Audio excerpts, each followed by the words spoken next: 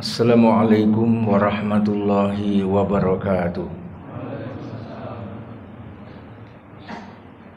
Innal hamdalillah nasta'inuhu wa nastaghfiruhu wa nu'minu bihi wa natawakkalu alaihi.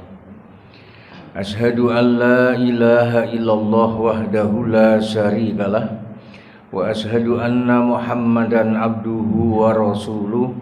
Allahumma sholli wa sallim ala sayyidina Muhammadin wa ala alihi wa ashabihi ajma'in. Wa qala Allahu ta'ala fil Qur'anil Karim, a'udzu billahi minasy syaithanir rajim. Ya ayyuhalladzina amanu taqullaha wal tanzur nafsum ma qaddamat lighad. Wattaqullaha innallaha khabirum bima ta'malun. Wa qala an-nabiyyu sallallahu alaihi wasallam, ballighu anni walau ayah. Kepada bapak-bapak, ibu hadirin sekalian, telah Allah berikan, telah Allah anugerahkan nikmat yang paling agung, yaitu nikmat iman di dalam diri kita, yang mana kita ketahui bersama bahwa satu zarah iman yang ada di dalam diri kita ini akan dihargai, akan dibalas, diganjar oleh Allah Subhanahu wa taala dengan surga yang luas adalah 10 kali kerajaan dunia. Nah, hadirin dimuliakan Allah taala, bagaimana kalau iman kita sebesar kelereng atau sebesar genggam atau sebesar gunung, maka berapakah luas surga yang akan diberikan oleh Allah taala kepada orang yang sempurna imannya. Nah, hadirin dimuliakan Allah Subhanahu wa taala, inilah perkara yang paling penting ya, yang harus kita bahas, yang kita pahami dan kita perbaiki. Karena segala amal apa saja itu adalah pengaruhnya itu dari iman. Kalau orang itu sempurna imannya, artinya dia ma'rifatullah, mengenal Allah Subhanahu wa taala dengan baik, maka dia akan mengamalkan seluruh perintah-perintah Allah Subhanahu wa taala. Tetapi hadirin sekalian dimuliakan Allah SWT, lemahnya iman seseorang menyebabkan orang itu berat sekali di dalam menjalankan perintah-perintah Allah. Maka hadirin dimuliakan Allah SWT, inilah perkara penting yang selalu kita bicarakan, yaitu perkara iman. Hadirin dimuliakan Allah SWT, Allah Subhanahu wa taala ini menginginkan, memberikan standar yang harus dicapai oleh semua orang-orang yang mengaku dirinya beriman. Maka itulah yang disebut dengan iman yang matlubah. Iman yang matlubah itu iman yang dikehendaki. Maka bapak-bapak, ibu hadirin sekalian, Allah Subhanahu wa taala tidak ingin hambanya kebingungan, hambanya terombang-ambing, harus berapa atau saya itu punya iman, itu berapa saya punya iman, seperti apa yang dikehendaki oleh Allah. Maka Allah tidak membiarkan hambanya ini terombang-ambing kebingungan. Maka Allah Subhanahu wa taala ini memberikan penjelasan. Allah Subhanahu wa taala ini memberikan target yang diinginkan. Berapa iman yang harus dicapai ini sebelum kita menghadap kepada Allah Subhanahu wa taala. Maka hadirin dimuliakan Allah Subhanahu wa taala, agar satu, kita manusia ini tidak kebingungan, yang kedua, agar kita ini tidak tertipu dengan anggapan diri kita sendiri, atau kita tidak tertipu dengan anggapan orang lain. Karena dunia ini adalah mata'ul ghurur, kehidupan yang menipu. Nah, itulah kehidupan yang menipu itu apa toh? Lah kita bisa tertipu dengan dunia. Salah satunya adalah anggapan diri kita sendiri terhadap diri kita. Oh, saya itu sudah beriman, saya itu sudah sempurna, saya itu sudah bagus, insya Allah surga itu di dalam kantong saya lah gitu. Nah, tapi nanti ternyata setelah dibuka di akhirat, loh kok ora cocok, maka gelo, menyesal. Nah, ini jangan sampai terjadi seperti itu, dan Allah tidak mau hal itu terjadi. Nah, gitu. Atau bapak-bapak dan saudara sekalian, ibu sekalian, ini juga orang-orang mengatakan, kamu tuh sudah Masya Allah luar biasa bagusnya, iman kamu bagus, ilmu kamu bagus, kamu biasa sudah pulang pergi ke masjid, berjuang, berdakwah, kamu tuh Masya Allah. akhirnya kita ini tertipu dengan ucapan-ucapan orang, padahal kita sendiri tidak melihat diri kita yang sebenarnya, seperti apa keimanan kita, seperti apa amal kita. Lah ini yang penting. Sehingga kita tidak tertipu dengan tipu daya yang ada di dunia ini. Maka hadirin sekalian dimuliakan Allah, supaya kita tidak kebingungan, supaya kita tidak tertipu, maka Allah Subhanahu wa taala memberikan standarnya. Nah, gitu. Yang pertama, Bapak-bapak, Ibu hadirin sekalian, Allah Subhanahu wa taala berfirman, Innama itu adalah kata hasr, itu adalah pembatas. Hanya ini saja, tidak ada yang lainnya. Innamal mu'minuna allazina amanu billahi wa rasulihi. Sesungguhnya tiada lain, orang yang beriman itu ialah orang yang beriman kepada Allah dan Rasulnya. Hadirin sekalian, innamal mu'minuna allazina amanu billahi wa rasulihi. Sesungguhnya orang yang beriman itu tiada lain adalah orang yang beriman kepada Allah dan Rasulnya. Ini orang beriman, kok disebutkan beriman lagi itu kenapa itu maksudnya itu. Inilah hadirin sekalian, hal itu biasa di dalam Al-Quran, maksudnya sudah beriman supaya meningkatkan lagi keimanannya. Nah, itu seperti itu maksudnya. Nah, hadirin dimuliakan Allah Subhanahu wa taala, sesungguhnya orang yang beriman itu tiada lain adalah orang yang beriman kepada Allah. Orang yang menggantungkan segala-galanya itu hanya kepada Allah. Itu. Baik dan buruk nasibnya di dunia sampai di akhirat itu di tangan Allah. Maka dia menggantungkan dirinya hanya kepada Allah. Nah, itu. Ta'alluq hanya kepada Allah, tidak kepada yang lain-lain. Maka hadirin dimuliakan Allah Subhanahu wa taala, maka menyembahnya, memintanya, bergantungnya itu hanya kepada Allah saja, tidak kepada yang lain-lain. Nah, ini adalah orang beriman itu seperti itu maksudnya. Nah, Bapak-bapak, Ibu hadirin sekalian dimuliakan Allah Subhanahu wa taala, akan tetapi kita ini tidak bisa berhubungan langsung dengan Allah karena Allah itu Maha Gaib. Nah, itu. Gaib hakiki. Kita tidak akan bisa melihat Allah. Nanti kita akan bisa melihat Allah itu kalau sudah di dalam surga.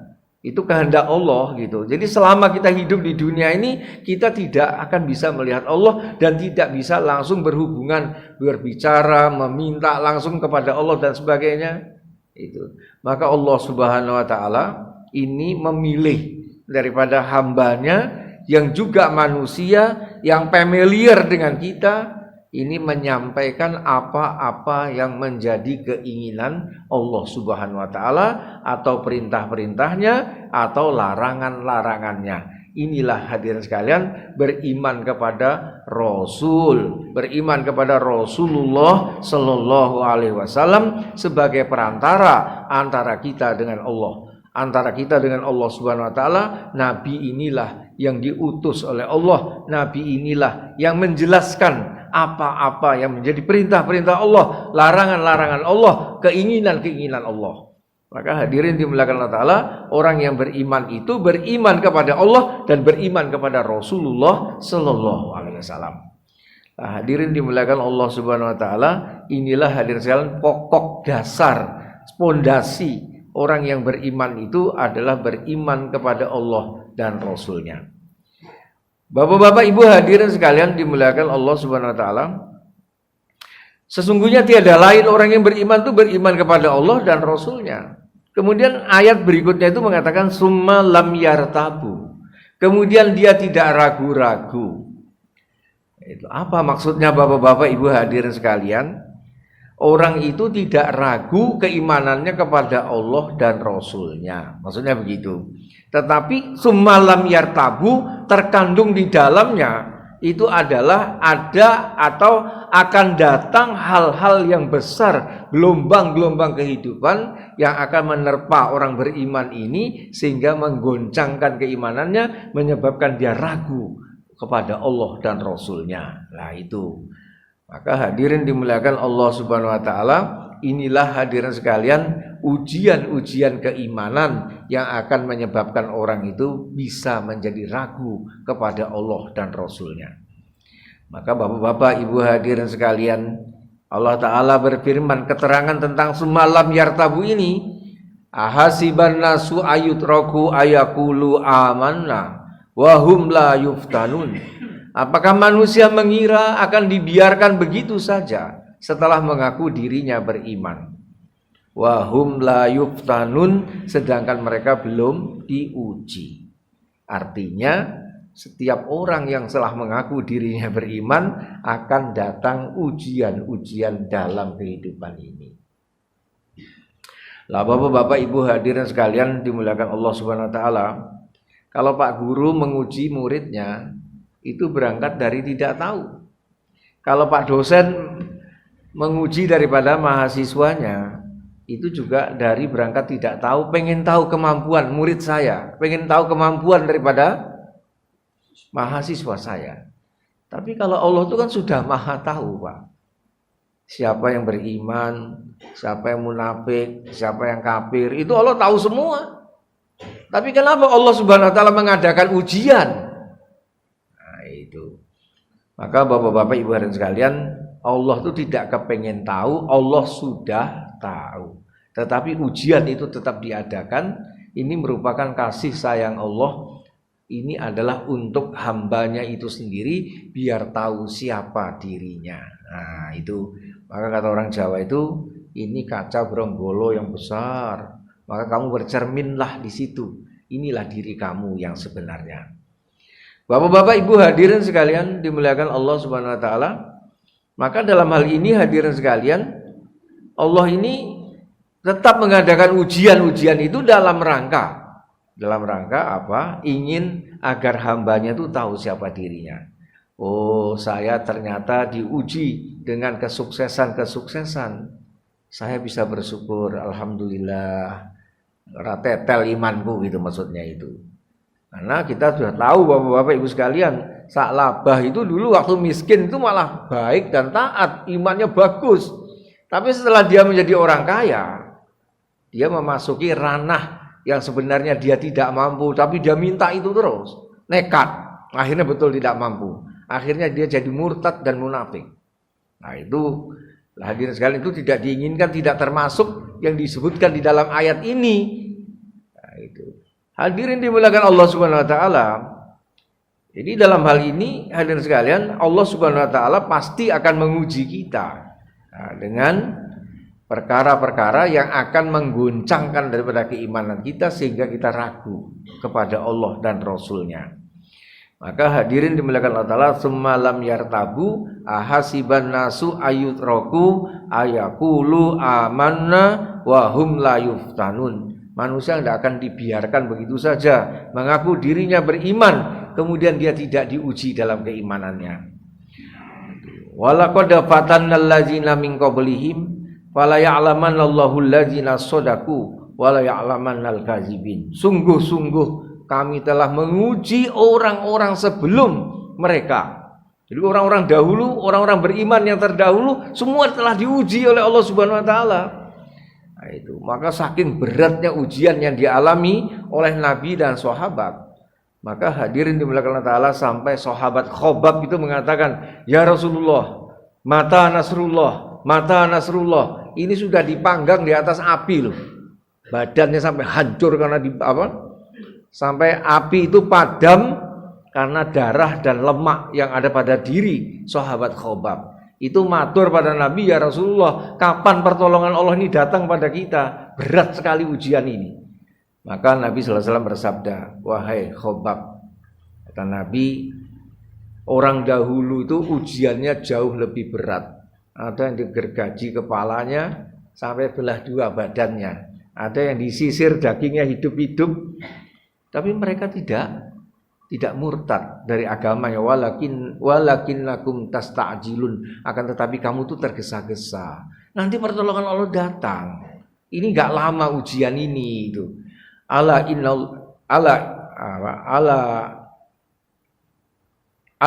nasrallahi qarib. Ketahuilah bahwasanya pertolongan Allah itu sudah dekat. Jadi mata Nasrullah itu panjang ya sudah sampai ke sini. Aku enggak iso apa-apa sudah itu. Lah hadirin dimuliakan Allah Ta'ala, itu pun ditargib oleh Nabi, kamu itu kemerungsung, tergesa-gesa. Nanti pertolongan Allah akan datang. Dah toh? Ujiannya itu sampai menggoncangkan betul-betul keimanan daripada orang-orang beriman pada saat itu. Nah, hadirin dimuliakan Allah Subhanahu wa taala, maka di dalam Anbiya 35 Allah berfirman, "Wa nabluukum bisyarri wal khairi fitnah."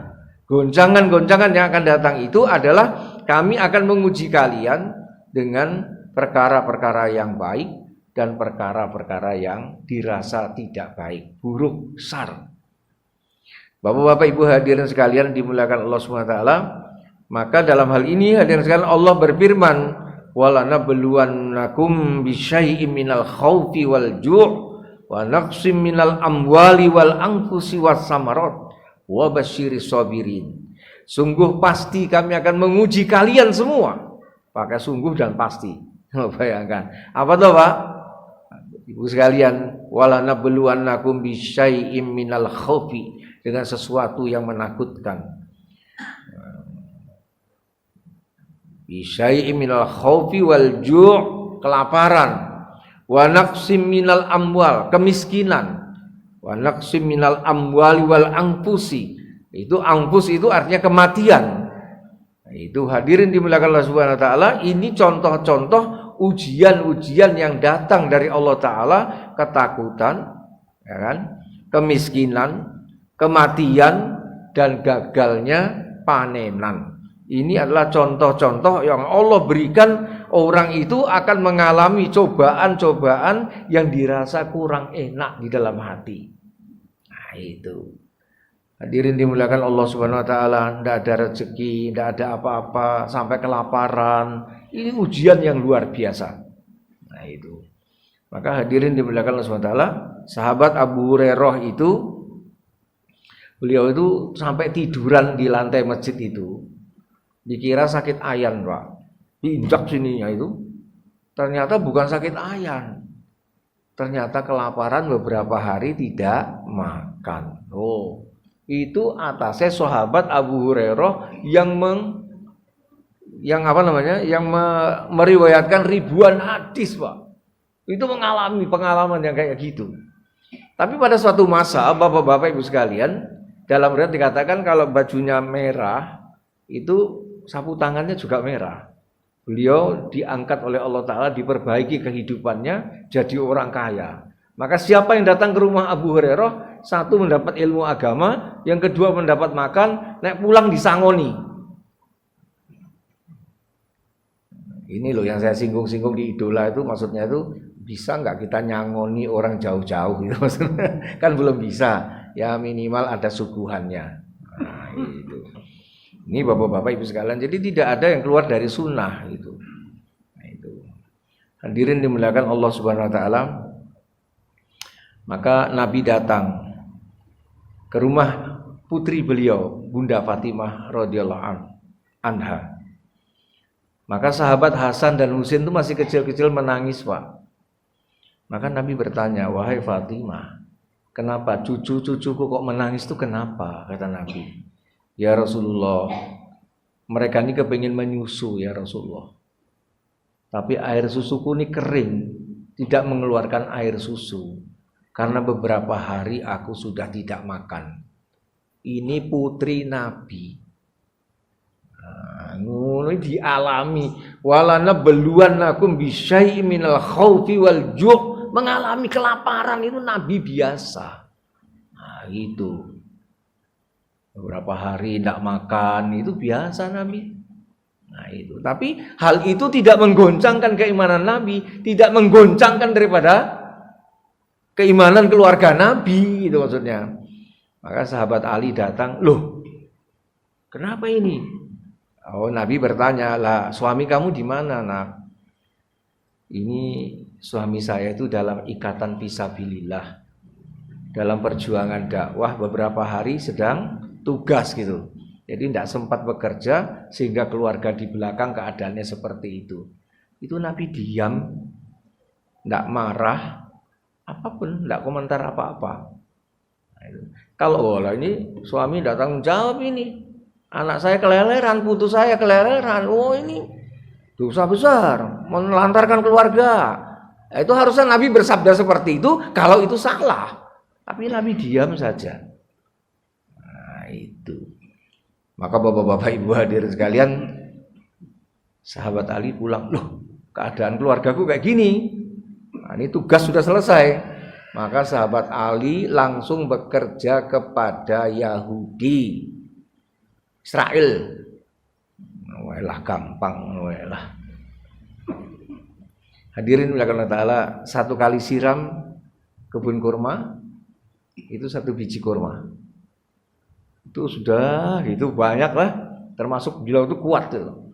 Maka dapat segenggam kurma begini. Maka sahabat Ali mengatakan, saya sudah cukup hari ini. Keperluan saya sudah cukup. Maka Yahudi bilang, kamu bagus kerjanya, kuat. Kalau kamu mau terus, tak naikkan 2 kali lipat gajinya. 1 kali siram 2 biji kurma. Gimana? Enggak.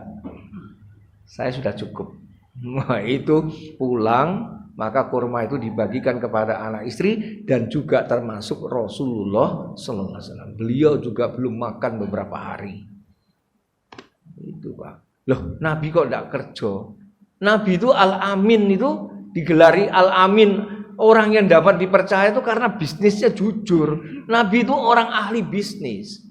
Tetapi hadirin sekalian, setelah datang perintah, pastaqim kama umirta, istiqomahlah kepada apa yang telah diperintahkan kepadamu, kum ta'anzir, bangun dan peringatkan daripada umat, berdakwahlah kamu.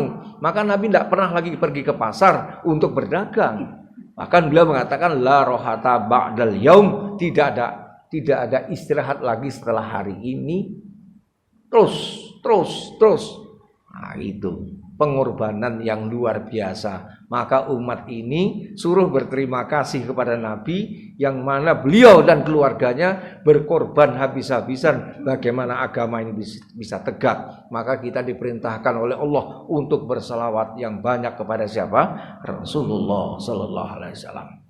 Jadi orang yang mau selawat itu kudu paham gitu loh, apa toh masalahnya. Nah, itu supaya kita bersyukur dan berterima kasih, gitu maksudnya.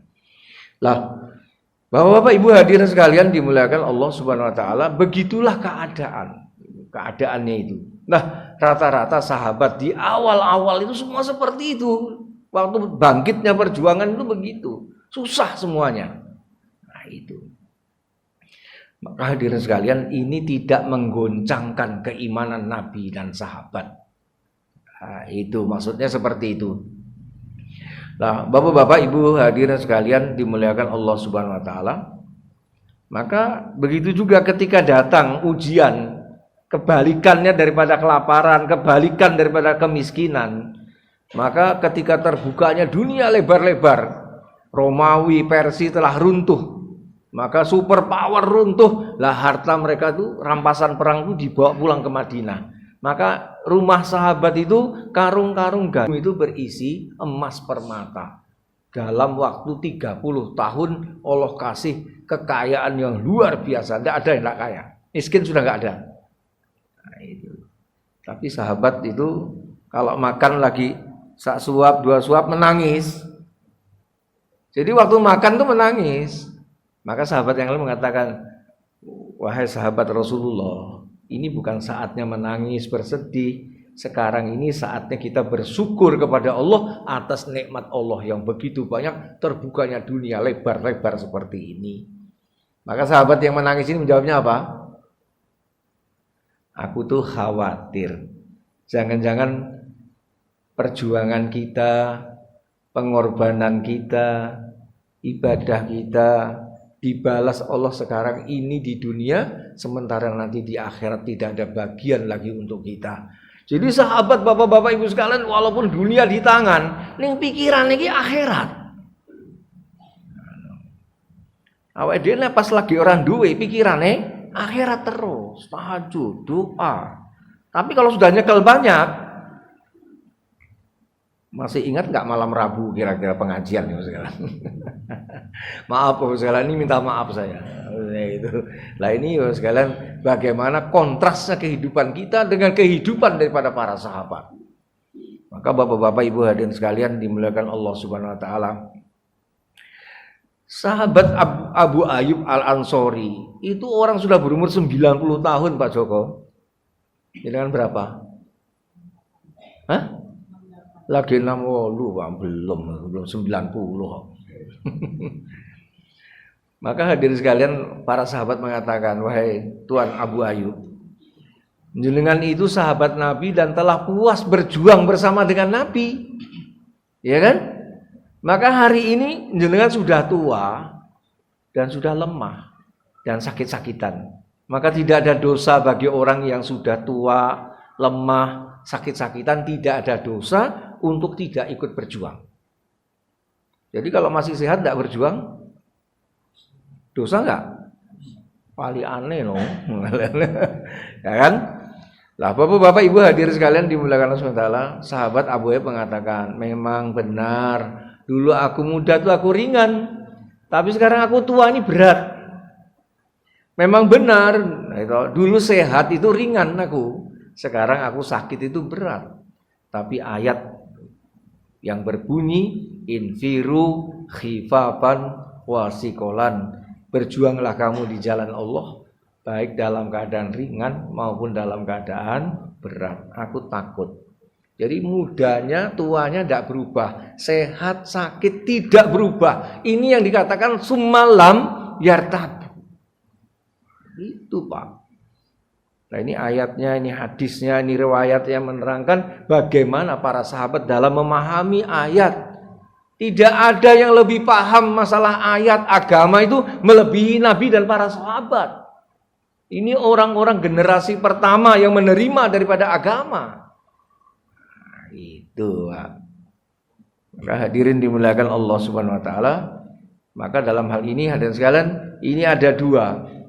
Waktu miskin tetap baik istiqomah, waktu kaya istiqomah. Waktu sudah tua, muda, ini waktu sudah tua, ini tetap istiqomah. Jadi baik khair maupun syar, ujian yang datang silih berganti itu tidak ada sedikit pun perubahan di dalam diri para sahabat. Bapak-bapak ibu hadirin sekalian, ada satu orang sahabat itu pincang kakinya. Waktu menghadap Nabi, maka Nabi bersabda kepada Ammar bin Jamuh ini, kamu pulang saja kata Nabi. Sakit, cacat itu nggak apa-apa. Nah, ini Nabi juga memperlakukan orang sakit itu nggak berangkat nggak apa-apa. Tapi jangan pura-pura sakit. Pas mau berangkat masih sakit lah, itu repot. Allah Maha tahu. Ya baik ya Rasulullah, kalau begitu keputusannya begitu, saya pulang. Nah hadirin dimuliakan Allah Ta'ala, sampai di rumah, istrinya terkejut Pak. Loh, kok sudah siap-siap, sudah bawa macam-macam barang, ini kok berangkat, kok pulang, itu ada apa kakanda? Maka Ammar bin Jamuh bilang, ini keputusan musyawarah. Rasulullah memerintahkan aku supaya pulang, gitu maksudnya itu. Karena cacatnya kakiku ini tidak pantas untuk ikut berperang, itu maksudnya, ini orang cacat toh. Maka istrinya berpikir, oh lah, kalau ini suami saya tidak berangkat berjuang, maka saya tidak mendapatkan pahala fisabilillah. Pahala apa? Fisabilillah. Jadi kalau suami berjuang, istri mengikuti dengan niat dan doa, namanya bersekutu dalam niat dan doa, maka apa saja yang didapatkan oleh suami pahalanya didapatkan oleh istri di rumah. Sebetulnya enak istri ini. Tapi kalau istri menghalang-halangi, dicul ke kepalanya, dicekali buntute, malah harus digondeli, piye caranya gak iso mangkat. Lah maka hadirin sekalian, ini akan mendapatkan pahala yang sama. Maka istrinya Ammar bin Jamuh ini berpikir, waduh, mana ini saya kok tidak mendapatkan pahala yang besar fisabilillah. Maka dia bertanya, kamu tuh pulang itu karena musyawarah memutuskan pulang, apa karena kamu takut? Bapak-bapak ibu sekalian harus dipahami, orang Arab itu kalau dikatakan penakut itu siriannya luar biasa Pak. Ya, Arab kuno, ya Arab kuno Pak. Itu Arab menikah, itu tarung dengan tangan kosong, tarung dengan harimau. untuk menunjukkan keberaniannya, keperkasaannya kepada calon mertuanya dan kepada calon istrinya. Bukan maharnya aja, Pak. Wah, aku ini kuat, bisa melindungi kamu, pemberani. Itu Arab yang asli. Mulanya Arab itu jika ada kayak penakut itu, langsung ngadek kayak gini. Apa? Takut? Langsung begitu ya katakan. Enggak takut saya. Langsung menghadap kiblat, meluruskan niat. Itu sahabat sudah jadi. Ikhlas sunniyah itu sudah jadi.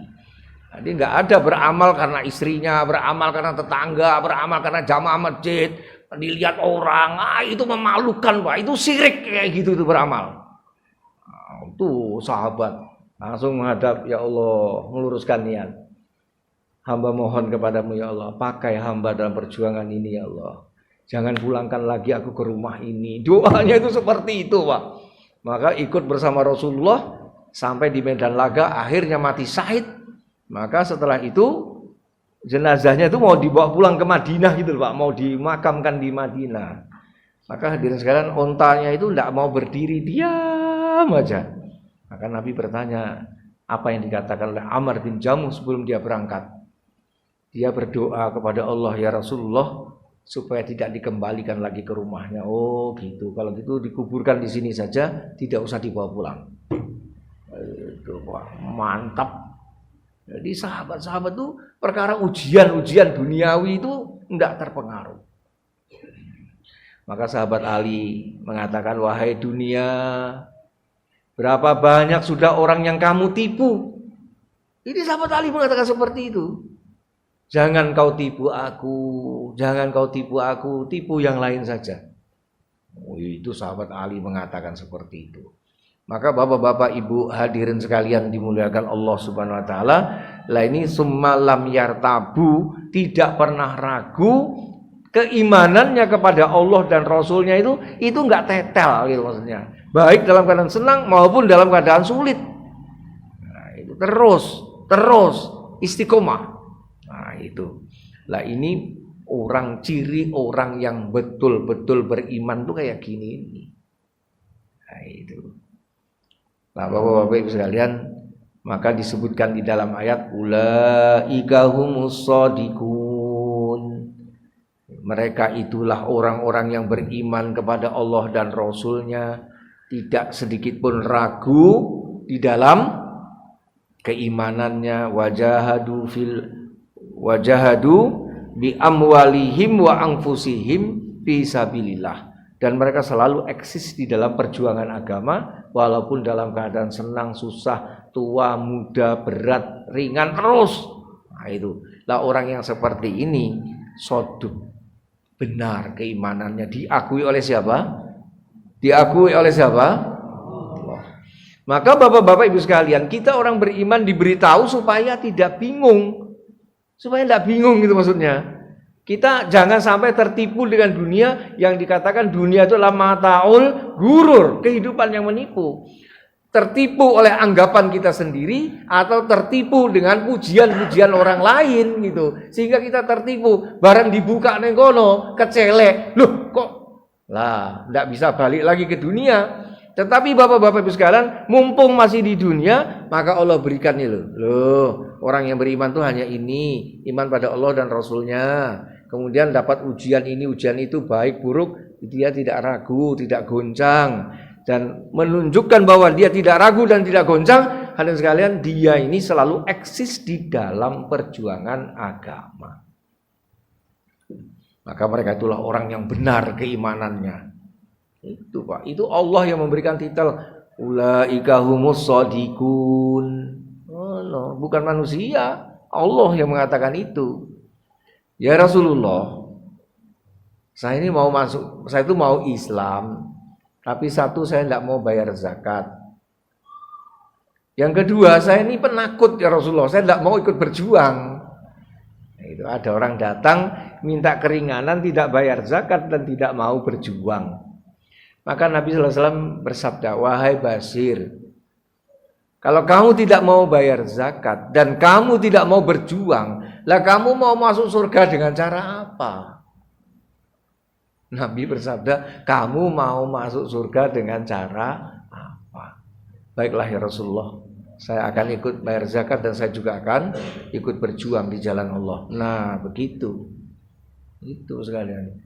Nah hadirin dimuliakan Allah SWT, kita umat akhir zaman, bukanlah umat Nabi Nuh, kita bukan umatnya Nabi Musa, bukan umatnya Nabi Isa, yang mana perintah berjuang dan berdakwah itu hanya nabi-nabinya. Tetapi umat akhir zaman ini Allah Subhanahu wa taala menghendaki di samping kita beribadah, kita juga berjuang atas agama. Nah, itu.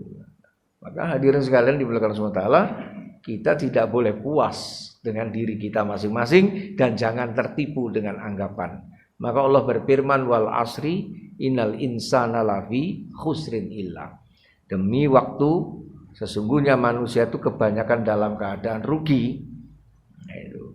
Illalladzina amanu, satu yang tidak rugi itu orang beriman. Wa amilus sholihat, yang kedua adalah orang yang beramal soleh, orang yang mau sholat, orang yang mau puasa, berzakat, berinfak, bersedekah, mau sholat, macam-macam. Nah, itu ibadah. Nah terus berikutnya, wa tawasau bil haq wa tawasau bis sabr, itu saling ingat mengingatkan dalam kebenaran. Nah inilah dakwah ilallah. Maka Imam Syafi'i rahmatullah alaih mengatakan, seandainya Allah tuh hanya menurunkan surat wal asri itu saja, itu sudah cukup. Tidak usah pakai ayat lainnya, itu sudah cukup. Kata beliau mengatakan seperti itu. Ini komentar Imam Syafi'i. Nah, itu sekalian. Nah, maka bapak-bapak, ibu hadirin sekalian dimuliakan Allah Subhanahu wa taala, maka karena pentingnya perkara ini, maka Nabi sallallahu alaihi wasallam itu menduplikasikan dirinya kepada para sahabat-sahabatnya. Jadi sahabat-sahabat itu mirip-mirip kayak Nabi gitu. Kalau sudah pergi ke satu tempat ya kayak Nabi itu. Apa ibadahnya, pemikirannya, pemahaman agamanya itu seperti Nabi. Maka dikatakan di dalam ayat itu, hadirin sekalian, Nabi itu adalah da'iyan bi'izni wa sirajam munira. Nabi adalah seorang rasul, seorang dai yang mendapat izin dari Allah, dan wa sirajam munira, Nabi adalah pembawa obor cahaya. Lah kok obor, kok enggak matahari? Nah, kenapa hadirin sekalian? Kalau matahari tunggal sampai kiamat. Tapi kalau obor bisa menghidupkan pelita yang lain. Maka sahabat-sahabat itu bagaikan pelita-pelita yang ada di dunia ini. Di mana sahabat datang, maka hadirin sekalian disitulah tumbuh agama. Maka orang sering bertanya, Indonesia itu siapa toh yang membawakan agama? Nah, pertama kali sahabat Nabi pada abad ke-7, kuburnya ada di Sibolga. 3 orang sahabat datang ke sini. Nah itu. Hadirin sekalian, di Cina siapa toh membawakan agama? Sa'ad bin Abi Waqqas. Di Turki siapa yang membawakan agama? Itu adalah Abu Ayyub Al-Ansori dengan sahabat-sahabat yang lain. Nah itu Pak. Maghribi siapa yang membawakan agama? Uqbah bin Nafi radhiyallahu anhum, semuanya orang-orang yang diridhoi oleh Allah. Maka hadirin dimuliakan Allah Subhanahu wa taala, puluhan ribu sahabat itu kuburnya bertebaran di seluruh dunia. Ora iso bali maneh. Ayo bayangkan Pak. Sampai ke Indonesia ora bali yo, berkubur malah di Sibolga. Sampai di Maghribi itu ditenggelamkan kudanya. Maka beliau mengatakan, ya Allah, bumi telah habis ya Allah, hamba hari ini pulang. Dakwah selesai maksudnya. Tapi ternyata Uqbah bin Nafi juga tidak bisa pulang Pak, sampai meninggal di sana. Nah itu maksudnya. Tapi bapak-bapak dan saudara sekalian, apa yang terjadi sekarang di dalam kuburnya? Allahu Akbar. Surga sebelum surga telah dialami oleh para sahabat yang mereka semuanya berjuang atas agama sampai mati. Nah, itu. Bapak-bapak, ibu hadirin sekalian dimuliakan Allah Subhanahu wa taala, maka inilah hadirin sekalian yang dimaksud dengan matlubah itu seperti ini. Nah, gitu. Yang dikehendaki itu. Maka bapak-bapak, ibu hadirin sekalian dimuliakan Allah Subhanahu wa taala, perkara-perkara ini sangat-sangat penting sekali. Nah, itu. Lah menunjukkan kita ini betul-betul orang-orang yang beriman dan soduk itu kita selalu eksis di dalam perjuangan. Coba kita renung-renungkan Pak, Bu. Kira-kira kita umur 60, 70 tahun itu kita habiskan untuk apa aja Pak? Kita malu Pak, kalau mau ngomong malu kita. Nyatanya kita habiskan untuk apa coba Pak? Ya kan? Sekolah, nyambut gawe, kumpul anak istri, tengok-tengok suwe. Kalau dihitungi loh Pak, itu maka sahabat Umar mengatakan hasibu qabla an tuhasabu. Coba kamu hitung-hitung dulu diri kamu sebelum kamu dihitung sama Allah Subhanahu wa taala. Coba bayangkan sekalian, apa wae yang kita kerjakan itu aslinya. 60 tahun itu sedikit sekali yang kita gunakan betul-betul untuk ibadah kepada Allah. Maka hadirin sekalian, salah satu lompatan agar ibadah itu nilainya semakin tinggi walaupun singkat hidupnya adalah Allah berikan kuntum khairah umat. Sebaik-baik umat itu kalau kita ini mau mendakwahkan agama. Nah itu. Maka hadirin dimuliakan Allah Subhanahu wa taala, maka dengan dakwah itu seperti itu. Kemudian di dalam ibadah Allah berikan Lailatul Qadar. Allah tidak berikan kepada umat-umat yang terdahulu ini keistimewaan umat akhir zaman, Pak. Karena umurnya singkat, masuk surganya lebih dulu. Lah nek masuk surganya amalnya sedikit, imannya lemah, ndak madoli gitu maksudnya. Maka Allah tidak mau yang seperti itu agar bisa menyusul daripada amal-amal daripada umat-umat yang dulu. Maka Allah berikan kuntum khairah umat, mau berdakwah. Ini yang kedua adalah Lailatul Qadar. Saya ngomong Lailatul Qadar karena sebentar lagi puasa bulan Maret insya Allah kurang lebih. Kalau masih hidup insya Allah kita puasa bersama-sama. Allahumma amin. Tidak terasa kok cepat sekali sekalian. Hadirin dimuliakan Allah Ta'ala, kalau kita mau menghisap-hisap, ini orang di masjid ini yang meninggal dunia itu banyak sekali Pak sudah. Silih berganti. Nanti yang ngomong ini juga mati Pak, insya Allah. Pada satu saat itu. Imamnya nanti ganti anak-anak muda. Sudah habis semua yang tua-tua. Nah, itu akan terjadi Pak. Tapi anehnya bapak-bapak ibu sekalian dimuliakan Allah, kalau kita melihat orang mati, yang mati orang lain saja. Kita sendiri tidak merasa mati. Itu. Padahal semua orang itu kans untuk mati itu dekat sekali. Maka hadirin dimuliakan Allah SWT, marilah kita perbaiki diri kita, keimanan kita, dan kita bertobat kepada Allah Ta'ala sebelum mati kita.